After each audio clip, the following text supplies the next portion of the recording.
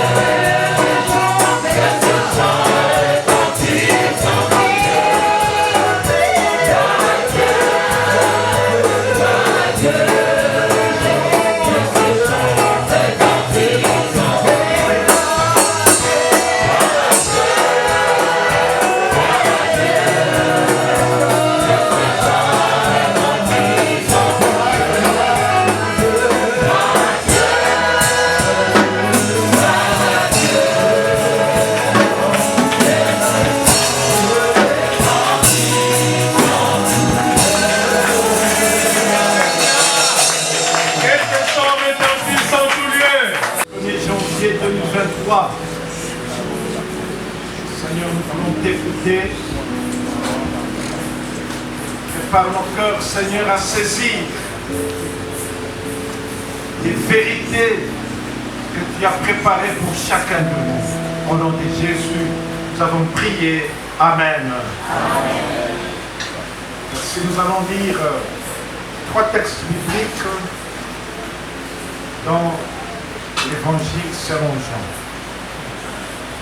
Le premier texte de Jean, chapitre 3, verset 1 au verset 21, c'est un peu long. Le deuxième texte, c'est court, et le troisième texte, c'est court. Je peux afficher le texte.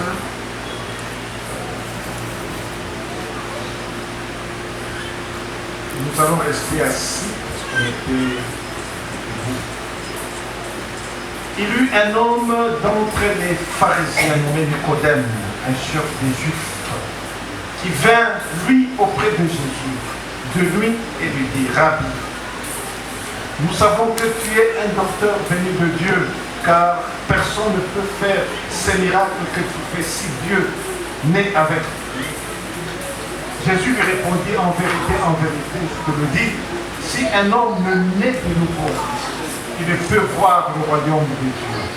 Nicodème lui dit, comment un homme peut-il naître quand il est vieux? Peut-il rentrer dans le sein de sa mère et naître? Jésus lui répondit, en vérité, je te le dis, si un homme ne naît d'eau et d'esprit, il ne peut entrer dans le royaume de Dieu. Ce qui est né de la chair est chair, et ce qui est né de l'esprit est esprit. Ne t'étonne pas que je t'ai dit, il faut que vous naissiez de nouveau. Le vent souffle où il veut, et tu en entends le bruit, mais tu ne sais d'où il vient ni où il va. Il en est ainsi de tout homme qui est né de l'esprit. Nicodème lui dit, comment cela peut-il se faire? Jésus lui répondit, tu es le docteur d'Israël et tu ne sais pas ces choses. En vérité, je te le dis, nous disons ce que nous savons et nous rendons témoignage de ce que nous avons vu, et vous ne recevez pas notre témoignage. Si vous ne croyez pas quand je vous ai parlé des choses terrestres, comment croirez-vous quand je vous parlerai des choses célestes? Personne n'est monté au ciel, ni si ce n'est celui qui est descendu du ciel, le Fils de l'homme qui est dans le ciel. Et comme Moïse élevait le serpent dans le désert, il faut de même que le Fils de l'homme soit élevé, afin que quiconque croit en lui ait la vie éternelle. Car Dieu a tant aimé le monde qu'il a donné son Fils unique, afin que quiconque croit en lui ne périsse point, mais qu'il ait la vie éternelle. Dieu, en effet, n'a pas envoyé son Fils dans le monde pour qu'il juge le monde, mais pour que le monde soit sauvé par lui. Celui qui croit en lui ne point jugé, mais celui qui ne croit pas est déjà jugé, parce qu'il n'a pas cru au nom du Fils unique de Dieu. Et ce jugement, c'est que la lumière étant venue dans le monde, les hommes ont préféré les ténèbres à la lumière, parce que leurs œuvres étaient mauvaises. Car quiconque fait le mal est la lumière, et ne vient point à la lumière, de peur que ses œuvres ne soient dévoilées. Mais celui qui agit selon la vérité vient à la lumière, afin que ses œuvres soient manifestées, parce qu'elles sont faites en Dieu. Nous allons lire Jean 7, 50 à 52. Nicodème était venu de nuit vers Jésus, qui était l'un d'entre eux, leur dit. Donc on essaie d'expliquer c'est quel Nicodème. C'est le même Nicodème là, qui était venu de nuit vers Jésus. On a dit, notre loi condamne-t-elle un homme avant qu'on l'attende et qu'on sache ce qu'il a fait? Ils lui répondirent, es-tu aussi galiléen? Examine et tu verras que de la Galilée il ne sort point de prophète. Le dernier texte, c'est Jean 19, 39 à 40. Nicodème, qui auparavant était allé de nuit vers Jésus. On essaie d'expliciter pour qu'on sache, c'est le même Nicodème. Vint aussi apportant un mélange d'environ 100 livres de myrrhe et d'aloès. Ils prirent donc le corps de Jésus et l'enveloppèrent dans des bandes avec les aromates, comme c'est la coutume dans ce délire chez les Juifs. Amen. Donc c'est le même Nicodème, on essaie de nous expliquer pour qu'on sache que ce n'est pas un autre Nicodème. Voilà, je vais faire quelques commentaires sur un thème qu'on présente.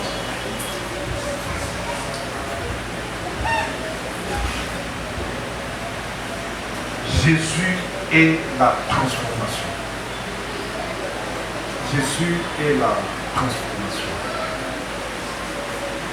Bien-aimés, au moment où nous venons à l'église, au moment où nous prions, au moment où Dieu nous donne des grâces de le servir, Dieu nous donne les dons spirituels, des prophéties, beaucoup de choses que nous pouvons faire. Bien-aimés, l'unique chose que nous ne pouvons pas oublier, c'est Jésus. Alléluia. Bien-aimés, beaucoup de gens servent Jésus. Je vous ai donné un témoignage d'un prophète que j'ai rencontré. On a parlé.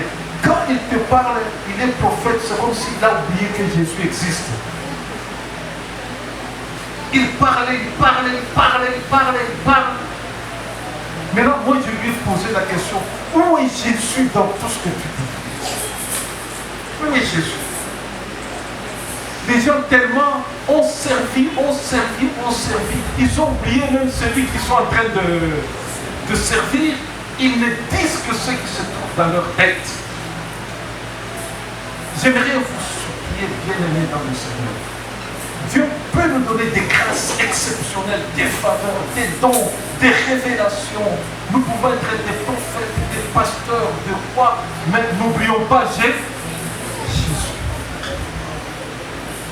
C'est Jésus qui est le soubassement de tout ce que nous sommes, tout ce que nous faisons. C'est Jésus qui est tout pour nous.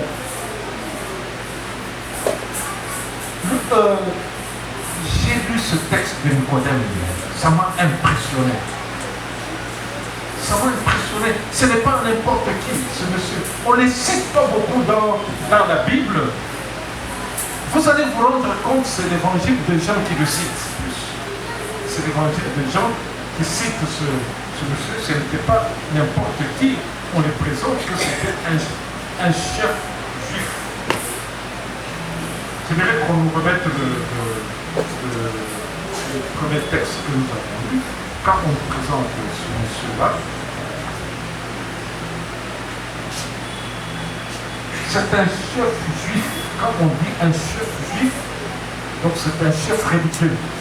Il a des responsabilités. En dehors, en plus de ça, il est un homme d'entre les pharisiens. Donc, ils détiennent un groupe de gens qui réfléchissent sur Dieu et qu'on appelle pharisiens.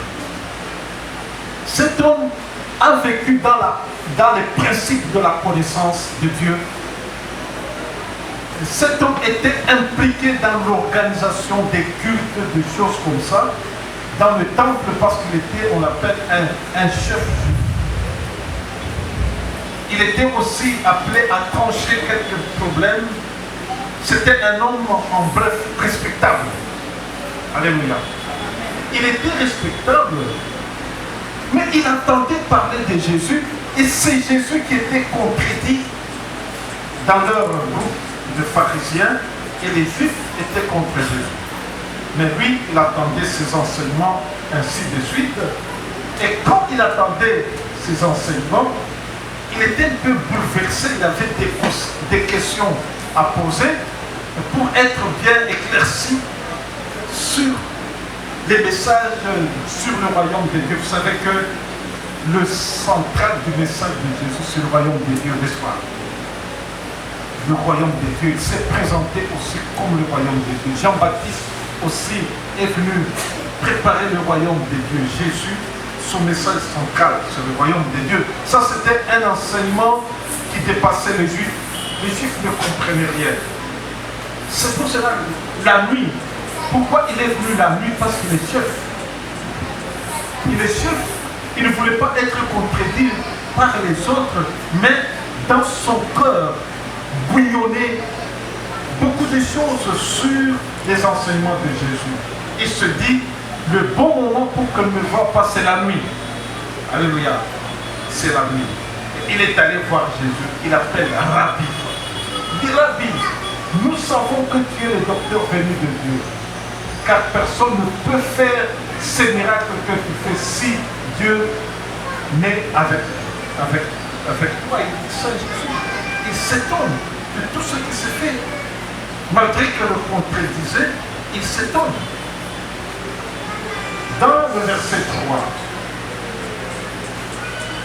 Jésus lui répondit, en vérité, je te le dis, si un homme est né de nouveau, il ne peut voir le royaume de Dieu. Jésus parle. Est-ce qu'il y a une liaison entre la question, je ne sais pas, s'il y a des liens entre la question de Nicodème et la réponse de Jésus. Jésus, tout droit, il parle du royaume de Dieu, c'est que Jésus, bien-aimé, il est venu pour le royaume de Dieu. Bien-aimé, nous pouvons avoir beaucoup de questions, nous pouvons avoir beaucoup de pensées sur Jésus, mais nous devons savoir que la chose la plus principale, c'est le royaume de Dieu. C'est le royaume de Dieu. Lui-même, il est le royaume de Dieu. Il veut régner en nous. Il veut déjà commencer avec nous son royaume jusqu'à l'étendre, jusqu'à ce que ce sera un royaume total. Là où il aimerait que nous soyons. Donc il n'y a que Jésus, c'est ça la priorité de Jésus. Jésus n'est pas impressionné comme nous les humains, on est impressionné quand quelqu'un fait des choses, on est impressionné. Jésus lui voit, est-ce que mon royaume est effectif? Est-ce que mon royaume est effectif? Alors, Nicodème, ça le dépasse, il dit, comment un homme peut-il naître de nouveau quand il est vieux? Peut-il entrer dans le sein de sa mère et naître? Dans le verset 5, Jésus lui répondit, en vérité, je te le dis, si un homme né d'eau et d'esprit, il ne peut entrer dans le royaume de Dieu. Ce qui est né de la chair est chair, ce qui est né de l'esprit est esprit. Alléluia. Jésus, il nous connaît nous, tels que nous sommes ici. Il connaît chacun de nous avec ses principes. Il connaît chacun de nous avec ses pensées, avec ses bonnes ou mauvaises compréhensions. Vous savez que nos pensées, nos principes ne nous sauveront jamais, ne nous changeront jamais. Dans notre vie, c'est lui qui change, qui transforme la vie. Il n'y a que Jésus. Alléluia. Il n'y a que Jésus.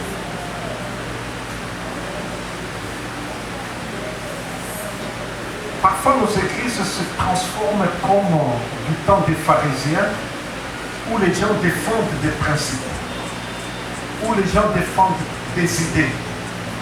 Mais Jésus, lui, il ne nous a pas appelés, ou il ne vient pas pour qu'on puisse défendre des idées ou des pensées, mais il vient pour que nous soyons sauvés, pour que nous changions, pour que nous soyons transformés. Il vient pour notre transformation. Alléluia. Dans notre église, comme Saint-Gé, beaucoup, on a discuté même avec la chorale. Pour l'appeler, c'est comme Bertrand était le président. On a discuté sur les règlements. La chorale a fait un règlement de la chorale. Donc on avait dit que pour que le règlement soit applicable, il faut que le pasteur dise ça. Quelle a été mon attitude? J'avais rejeté les règlements dans le sens que moi je suis contre les règlements. Parce que les règlements, les gens vont suivre les règlements et ils vont vivre ces règlements, même s'ils ne changent pas. Laissez les gens vivre tels qu'ils vivent. Vous les laissez vivre. Mais s'ils rencontrent Jésus, ils vont changer. Alors si vous mettez, moi je vous ai déjà donné le témoignage d'une église, l'église là moi j'ai grandi. C'était une église avec des règlements.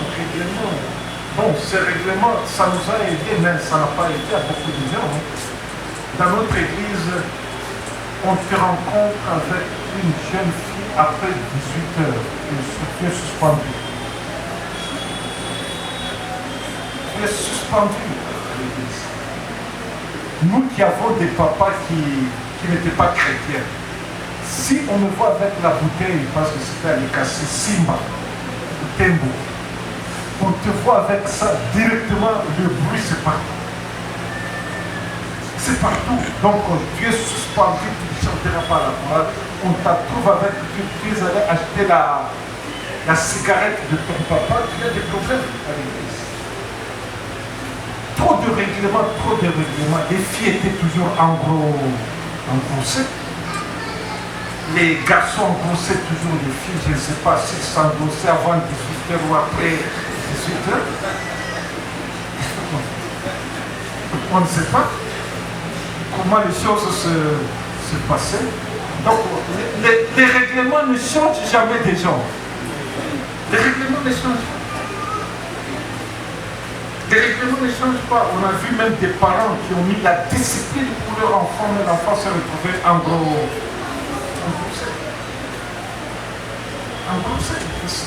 La discipline ne change pas les gens. Heureusement que la pédagogie a évolué, a essayé d'adapter, qu'il ne faut jamais forcer l'enfant, il ne faut pas. Donc la pédagogie a aussi évolué.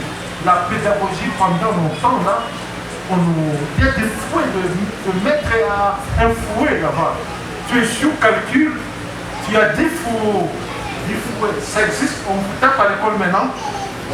Nous, si on vous tape, c'est droit de l'enfant, droit de ceci. Mais nous, on recevait des fouets parce que tu as échoué le calcul. Donc,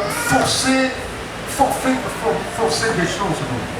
Les règlements, trop de règlements à l'église et trop des hypocrites aussi.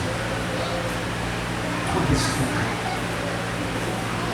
Oh, les gens ne viennent pas à l'église à temps. Mais nous commençons l'église à temps. S'ils ne viennent pas à temps, nous commençons à temps. Nous ne faisons pas l'église pour... Chacun vient à l'église pour lui. Pour lui-même. Non, il y aura un laisser-aller. Non. Pourquoi il y aura un laisser-aller et pourtant nous cherchons qui j'ai? Jésus. Nous cherchons Jésus. Bien-aimé, Jésus transforme réellement. Il y a des églises où Jésus n'a jamais transformé. Les gens suivent seulement le règlement. Ils suivent seulement les règlements. Jésus n'a jamais transformé les gens. C'est le problème qui s'est passé avec l'Ancien Testament. l'Ancien Testament, tout était guidé par... Est-ce qu'elle a changé? Elle n'a pas changé. Comme une dame me disait dans notre église, il dit, son mari boit. Quand il a dit, quand tu bois, toi tu ne penses pas que le pasteur Ongari ne boit pas? Est-ce que tu as déjà entendu un jour parler de la boisson à l'église? C'est parce qu'il boit lui aussi. C'est parce que lui aussi boit. Tu as déjà entendu même un jour pasteur parler de la boisson à l'église. La femme, écoute, pasteur n'a jamais parlé de ça. Parfois, les hommes sont comme les messages de Satan. Ça bouleversait la femme. La femme a cru que le pasteur aussi croit. Bien aimé, on a toutes ces choses dans l'église, mais nous devons apprendre à nous supporter les uns les autres. Et quand la personne va dire que le jour où sa femme disait, on était à deux, la femme, parce que j'avais trouvé une bouteille là. Après j'ai dit, tiens, vous prenez ça aussi. Alors la femme a commencé à dire quelque chose. Après j'ai dit, bon, moi je ne prends pas ça comme un grand problème. Hein. Je ne prends pas, je dis seulement, j'ai quelqu'un dans l'église qui n'est pas transformé. Nous avons besoin de lui présenter Jésus aussi. Nous avons besoin de le soutenir dans la prière. Est-ce que dans notre église, on a des femmes qui tapent leur mari? Vice versa. Parce qu'il y a des maris qui tapent leurs femmes. On en a? On en a? Mais ils savent s'ils sont là. Ils savent. Mais Jésus, lui, il nous appelle ici pour vivre la transformation. Et cette transformation, j'ai voulu l'écouter dans les témoignages quand je demandais. Quand une personne est transformée, il le dit et il vit là. C'est ce que Jésus a dit. Jésus, c'est le centre de la transformation. Il est venu du ciel. Dieu l'a envoyé ici. Jésus est la lumière. Il est la lumière. Si nous avons Jésus dans notre vie, nous chassons les ténèbres. Là où il y a la lumière, il n'y a pas de ténèbres. Bien aimé, la transformation ne vient pas des conseils. C'est pour cela que je déconseille même notre église, les gens dans notre église qui ont des pasteurs des maisons, des prophètes des maisons. Je déconseille ça. Parfois, ce sont des gens qui viennent seulement pour avoir de l'argent dans les maisons. Je ne sais pas si on a des gens comme ça dans notre église. C'est le prophète de la famille. Est-ce qu'il y a même des prophètes de famille? Ça, c'est le pasteur de la famille. Ça, c'est notre père spirituel. Vous pouvez dire que notre pasteur, c'est notre père spirituel, c'est vrai. Mais moi, je ne suis pas père spirituel d'une personne. Pour attendre quelque chose, il faut que le père spirituel c'est non, il faut que mon père spirituel arrive, sinon ça ne terminera pas. Non, père spirituel, viens. Non, ça, tu n'évolueras jamais. Bien aimé, c'est Jésus qui transforme, qui est la solution à tout. Nous devons nous remettre à lui. Quand nous vivons avec Jésus, nous chassons les ténèbres. Nous chassons les ténèbres. Jésus est venu dans le monde pour nous réconcilier avec Dieu. Nous avons lu dans Jean chapitre 16 pour nous réconcilier avec Dieu. Jésus est venu pour nous pousser à vivre dans la lumière. Et nous changeons de vie. Nous changeons de vie. Quand tu marches, les gens trouvent que tu es extra. À cause de Jésus qui est au centre de ta vie. À cause de Jésus. Bien-aimé, aimons Jésus. Jésus, cherchons Jésus, vivons avec Jésus. Vous allez voir les choses changer. Jésus l'a dit à Nicodème, il a parlé de l'eau et de l'esprit. Bien-aimé, l'eau qui est le symbole aussi de la transformation, parce que l'eau de baptême, c'est le symbole de la transformation. Le Saint-Esprit, c'est aussi s'approprier de Jésus. C'est le sceau, n'est-ce pas, qui montre que nous appartenons au Seigneur. Il dit à Nicodème de passer dans cette expérience. Bien-aimé, Jésus dans notre vie nous amène dans une expérience formidable. Nous pouvons être dans une église, chacun avec son expérience, n'est-ce pas? Chacun avec son expérience. Nous avons rencontré Jésus, chacun de sa manière, le Saint-Esprit en nous. Donc nous vivons des expériences différentes. Une porte qui s'ouvre. Vous savez, des gens discutent sur beaucoup de choses. Nous pouvons être dans l'église. Est-ce que quelqu'un peut prier et une flamme d'eau, une flamme d'eau repose sur sa tête? Est-ce que ça peut se faire? Ça peut se faire. Ça peut se faire. Oui, ça peut se faire. Parce qu'on a lu ça dans la Bible. Le jour de la Pentecôte, on a vu ça. Et on peut vivre des miracles jamais vécus.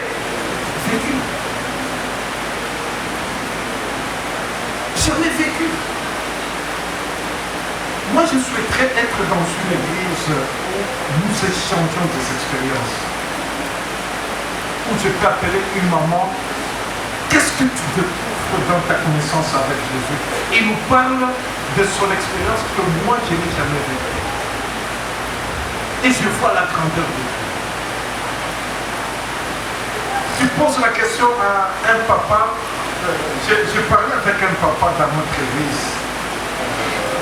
Je lui ai demandé de témoigner, il a refusé. Mais son expérience, vous savez que les documents des lecteurs de la Bible que nous avons, les lecteurs de la Bible que nous avons dans notre église, c'était 6 000. 6 000.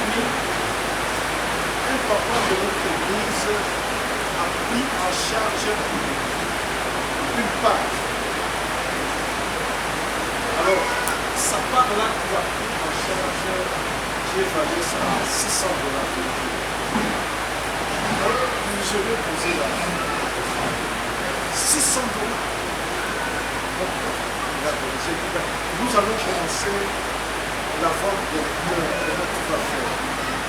Il dit, pasteur, je reconduis encore. Donc, je reconduis. Donc, je veux le donner. Toi, tu me fais seulement le calcul. Après, tu me diras combien. J'ai dit 600. Il dit, même si ça dépasse 600, tu me dis seulement. Tu me dis seulement le nom. Alors, je lui ai posé la question, qu'est-ce que tu gagnes dans tout ça? Je lui ai posé cette question. Et il a dit, pasteur, je peux te dire des expériences que je vis à cause de cet engagement. Ce que je vis avec Dieu à cause de cet engagement-là, de donner l'argent. Alors, ce sont ces témoignages dont nous avons besoin d'écouter. Malheureusement, il a refusé de parler. Mais c'est pour cela que je dis, le pasteur est toujours privilégié. Il est privilégié dans le sens, il écoute beaucoup de choses pour m'aider. Donc, le pasteur ira au ciel avant vous. Parce qu'il écoute des bonnes choses pour l'édifier. Parfois les gens, ils édifient le pasteur. Si le pasteur demande à cette personne de venir parler à l'église, la personne refuse, mais le pasteur a écouté. Voilà, ces expériences-là, nous en avons besoin. Chacun de nous dans l'église doit partager ses expériences. Dire ce que Dieu a fait dans sa vie. Ce que Dieu a montré dans sa vie. Nous sommes différents, comme je l'ai dit hier à la prédication du mariage, que chaque personne est unique. Unique. Même si vous êtes des jumeaux, tu es unique. Tel que tu es unique, en toi il y a les réserves que Dieu a placées pour édifier toute l'Église. Maintenant, pour faire ça, pour que tout ce que Dieu a placé en toi soit bénéfique pour l'Église, il fait que tu expérimentes la transformation. Tu passes par l'eau, par l'esprit, tu bénéficies de cette relation avec Dieu et tu verras, tu seras un miracle dans l'Église. Pourquoi les gens n'impressionnent pas dans l'Église? C'est parce qu'ils vivent dans le péché. Parce qu'ils vivent dans le péché. Aussi longtemps que nous vivons dans le péché, aussi longtemps que nous vivons dans les jugements des uns des autres, aussi longtemps que nous vivons toujours dans le mécontentement, aussi longtemps que nous sommes en train toujours de dire celui-là ne m'aime pas, celui-là ne m'aime pas, mais nous oublions ce qui est essentiel. Ce qui est essentiel, c'est connaître Jésus, c'est vivre avec Jésus, c'est bénéficier de la transformation de Jésus, c'est vivre par l'Esprit. Et quand nous vivons ça, bien aimés, vous allez voir, nous serons des canaux de miracles dans notre Église. Quand les gens te voient, les gens vont voir que non, c'est autre chose que je suis en train de voir. Un membre de notre église m'a fait rire. Il vient me dire que pasteur, ma femme m'a dit, c'est sa femme qui me dit, en tout cas, moi, depuis que je suis dans l'église, je n'ai jamais entendu le pasteur prêcher comme un dimanche. Son ami, qui est toujours à l'église avec nous.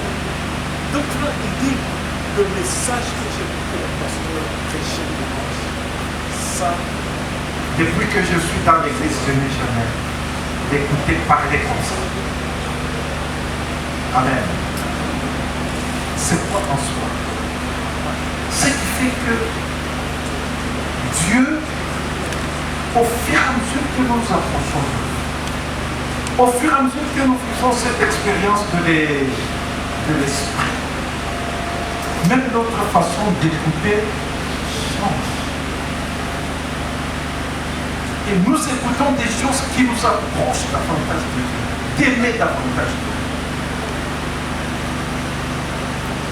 Bien-aimé, est-ce que tu te rends compte que tu as de réserves en toi pour que cette église puisse s'épanouir? Est-ce que tu sais ça? Peut-être que tu passes le temps avec des choses inutiles, et pourtant Dieu sait que tu es unique. Tu es la personne par laquelle Dieu veut déverser des bénédictions dans cette église. Comme le papa là, qui donne son argent pour que tout le monde ait son lecteur de la Bible. J'ai donné ce témoignage à quelqu'un de l'église. J'ai dit, voilà un papa. Il dit, parce que moi je veux prendre en charge les lecteurs des enfants. Je veux prendre en charge la moitié. Vous me donnez seulement le nombre des enfants de l'école. Après, comme le lecteur des enfants, c'est 6 000 francs. Il dit, moi je veux payer 3 000 pour chaque enfant. 3 000. J'ai dit, waouh. Je veux donne seulement le nom. Chaque personne a sa grâce. Alléluia.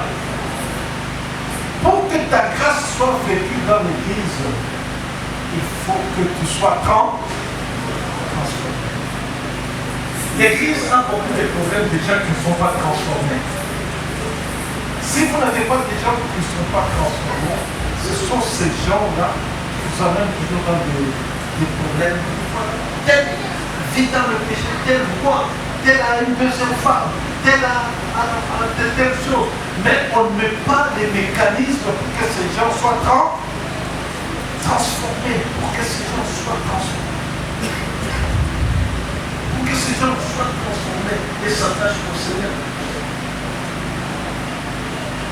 J'aimerais que cette année qui commence,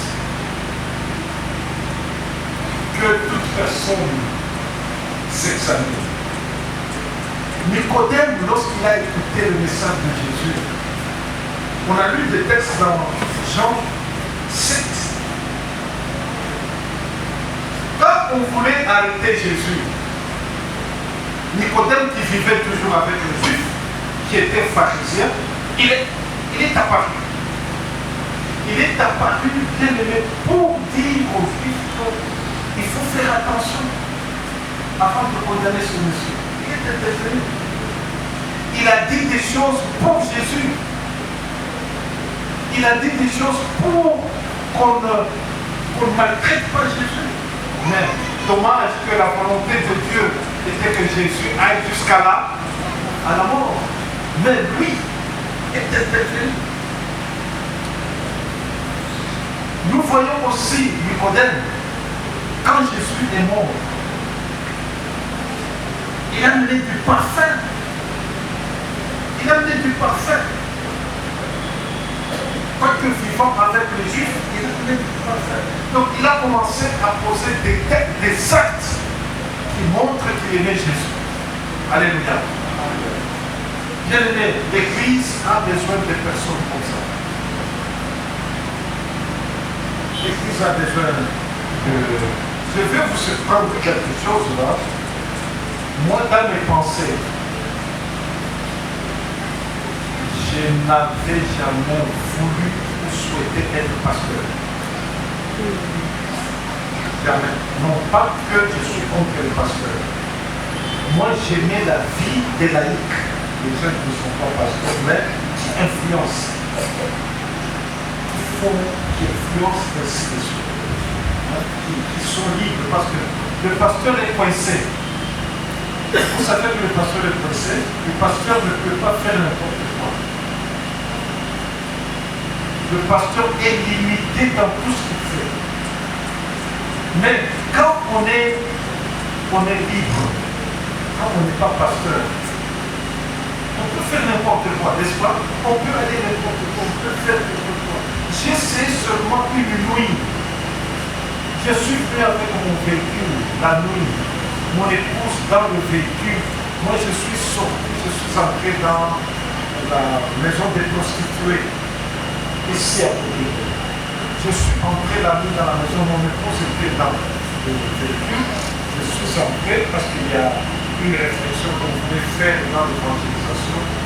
Je n'ai pas fait 3 minutes, j'ai vu des gens en train de voir se réfugier par Dieu. J'ai regardé, j'ai vu des gens que je connaissais. Qu'est-ce qu'il y a dit? Nous t'avons vu entrer ici, on a dit qu'est-ce qu'il n'allait pas, alors nous sommes venus voir. Et pourtant, moi j'ai dit non, et mon épouse est dans l'église. Nous sommes tous venus avec lui. Donc le pasteur est trop souligné. C'est l'ouverture de faire beaucoup de choses.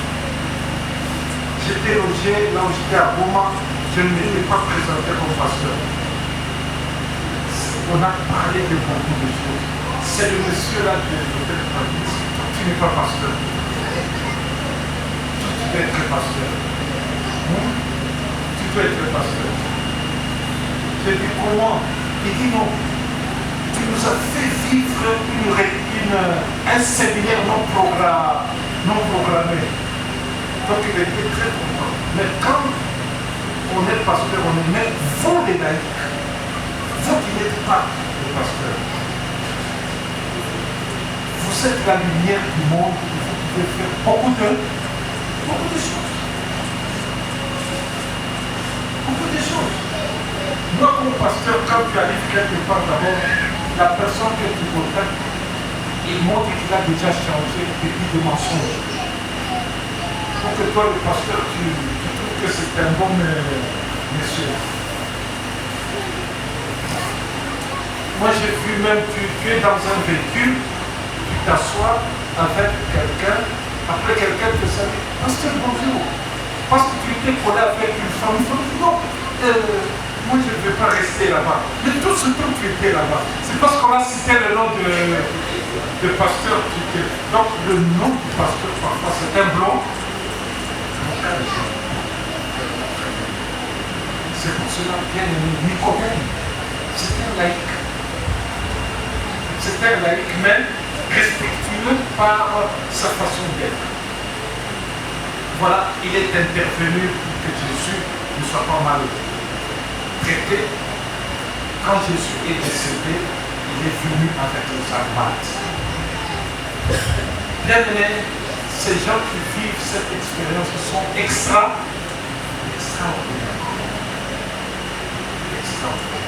La question que nous devons nous poser, quels sont les actes que nous posons dans notre Église? Quels sont les actes que nous posons pour l'avancement de cette œuvre de Dieu? Est-ce que nous travaillons pour la destruction de l'Église ou pour l'avancement de l'Église?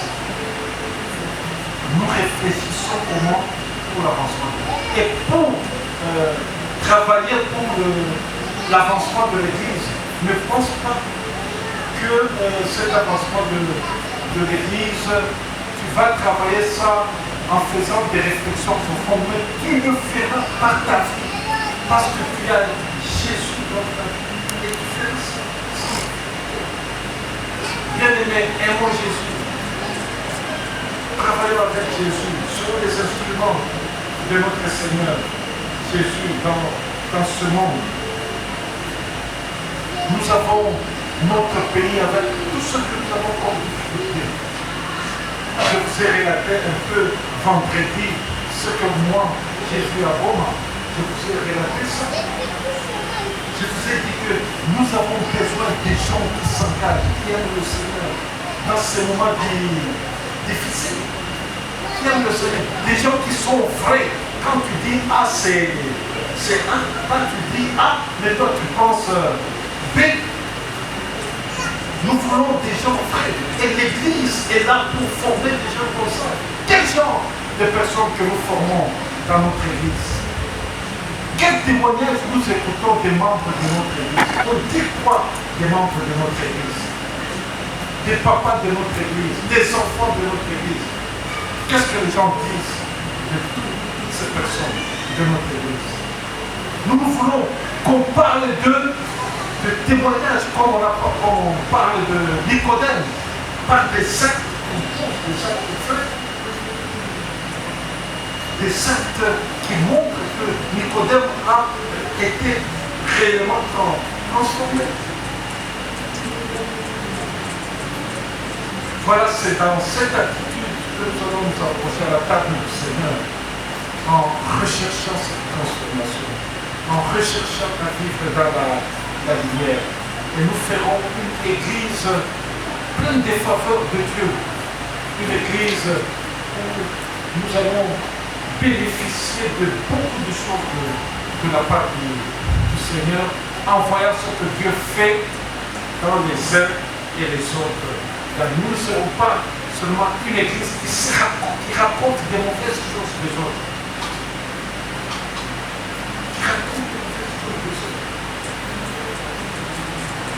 Moi, j'ai eu quelqu'un qui me dit, parce que peut-être que tu vas écouter ça. Hein? Tu vas écouter, voilà. Moi, je dis à cette personne, ce n'est pas même important parce que moi, je ne suis pas pressé de connaître les choses de l'Église. Mais je veux écouter et voir les témoignages, comment les gens Si j'écoute les moines des autres, je vais faire quoi? Les chasser de l'église? Je vais les chasser de l'église? Mais ce que moi je veux voir dans l'église, c'est de voir les gens changer. Si quelqu'un n'a pas encore changé, il vient se cacher à l'église, il n'a pas changé. C'est mon problème à moi. Mais Dieu le voit. Ce n'est pas mon problème, même je suis pas. Ce n'est pas même le problème des anciens. Ils disent non, dans cette église, on n'entre pas dans la vie privée des gens. Mais ta vie privée là, est-ce que ça t'amène auprès de Jésus? Mais tu perds ton temps.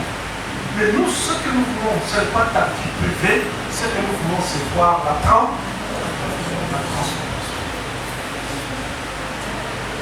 C'est de voir la transformation.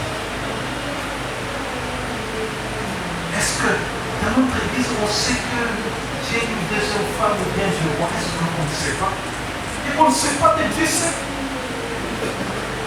Dieu sait. Même si nous savons, on va faire quoi? Te tuer pour ça? On va faire quoi? Te chasser à l'église? On ne te chassera pas. On ne te tuera pas. Mais nous attendons ta transformation. Et nous croyons. Nous croyons que Dieu va changer ton cœur. Nous croyons que Dieu va changer ton cœur. Moi, je ne parle pas dans votre église parce que tu as déjà dit à tout le monde. Ça, c'est souvent les papas qui disent ça. Je ne viendrai pas à l'église parce que tu as déjà raconté toute ma vie là à l'église. Moi, je n'y vais pas. Est-ce que nous, on est à l'église pour écouter la vie des gens? Non, on n'est pas là pour écouter la vie des gens. Nous sommes à l'église pour voir comment Jésus transforme la vie des gens. Nous sommes ici pour voir comment Jésus transforme la vie des gens. Nous sommes ici pour voir ce que Jésus fait dans la vie. Tu dis que moi je supporte telle chose à l'église. Moi j'achète un terrain pour l'église. Comme nous avons un projet de maison. Moi j'achète telle chose, je paie. Ce sont des telles choses dont nous avons besoin pour voir la grandeur de notre Dieu. Voir la grandeur de Dieu pour prouver notre Dieu. Alléluia. Si je vous posais la question, quel est l'essentiel de notre église? Quel est l'essentiel? Qu'est-ce que nous cherchons dans notre église? Qui peut me répondre? En soi, quel est notre église? Tu peux parler pour la vérité.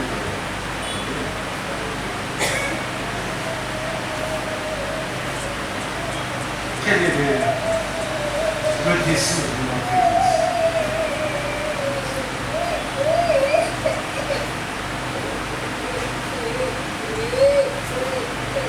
Je vais partir par partie. Vous lui donnez le micro. Un peu de mots.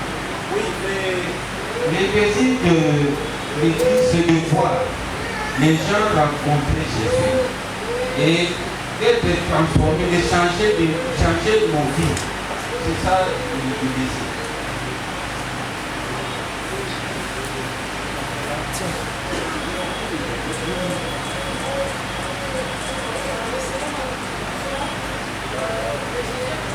Notre église, c'est que les gens rencontrent Christ et qu'ils développent une vie personnelle avec lui.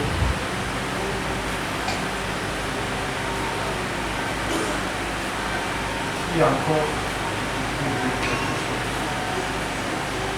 quel est le désir de notre église? C'est que les gens rencontrent Jésus, comme Nicodème a rencontré Jésus. Qu'il soit transformé, c'est notre désir, mais ce que nous voulons voir, c'est qu'est-ce que Jésus va faire dans leur vie. Quand Jésus est dans la vie, commence à travailler dans la vie, il y a beaucoup de choses qui se passent. Pour les uns, ça se passe un seul jour, pour les autres, ça prend du temps, mais nous voulons voir. Et nous, c'est ce témoignage qui va édifier l'Église. C'est ce témoignage qui fera que beaucoup de gens disent que non, Jésus et Dieu existent réellement. Nous voulons en soi dans notre Église que les gens reconnaissent que Jésus est vrai. Jésus est vivant. Il y a des gens qui viennent à l'Église qui oublient même, qui pensent que Jésus n'existe pas. Dans leur comportement, ils montrent que Jésus n'existe pas. Mais nous voulons que les gens croient et vivent avec Jésus. Jésus agit et qui transforme le cœur. Et quand Jésus transforme le cœur, il y a des discussions au-dedans de soi, n'est-ce pas? Vous-même, vous discutez avec le Seigneur. Ce que nous voulons, c'est prendre cette parole comme notre vie. Tu vois la Bible que nous lisons ici. Ça a de la valeur quand nous la vivons. C'est ce que nous cherchons, c'est ça l'essentiel de notre vie. C'est ça l'essentiel de la vie chrétienne. C'est ça l'essentiel de la vie. Bien aimé, nous allons nous mettre debout et dire à Jésus que nous avons vraiment besoin de lui.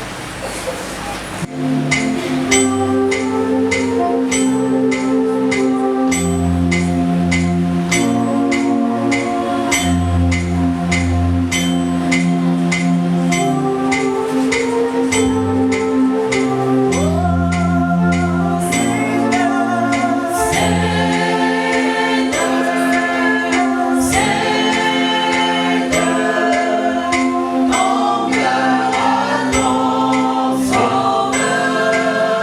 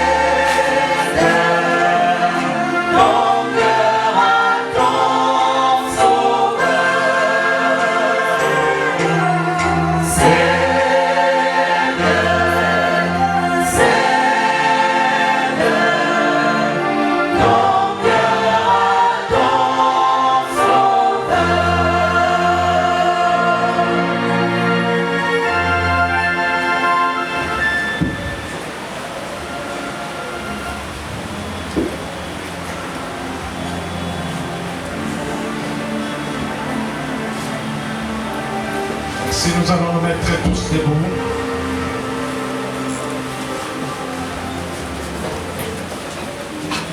Nous allons prendre ce pain qui symbolise le corps de notre Seigneur Jésus-Christ et nous allons boire ce vin qui symbolise son sang.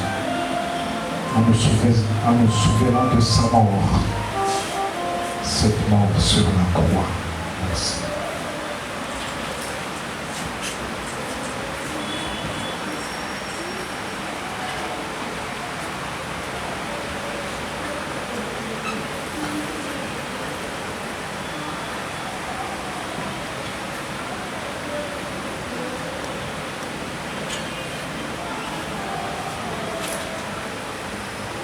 Mettons-nous tous debout et laissons Dieu opérer ses merveilles dans nos vies. La chorale va nous aider à chanter.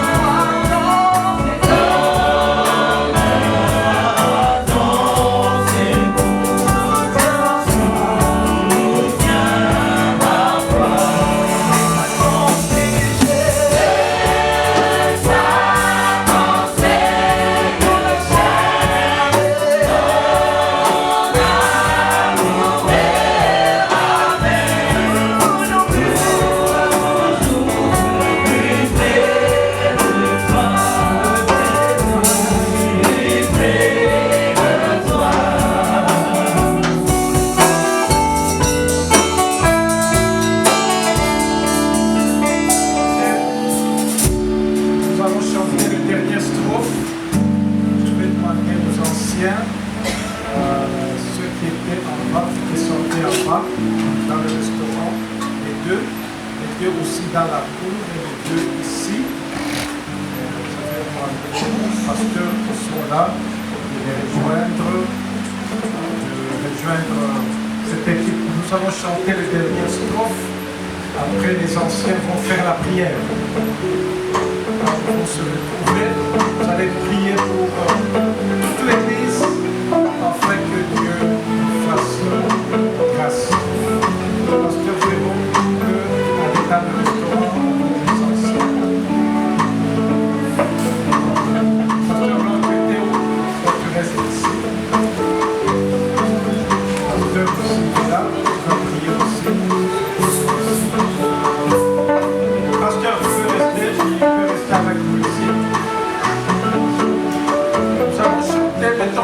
de vous les anciens, les pasteurs vont prier. Que la main de Dieu soit sur vous tous. Nous allons chanter le quatrième strophe. Après le quatrième